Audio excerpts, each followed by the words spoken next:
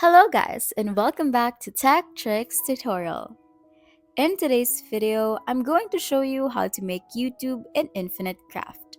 Let's dive right in. Start by combining fire plus earth to create lava. Then, mix lava plus water to generate stone.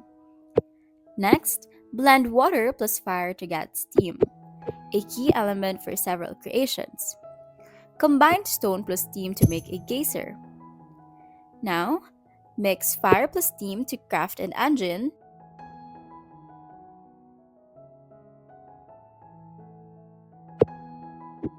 and use that engine to build a rocket.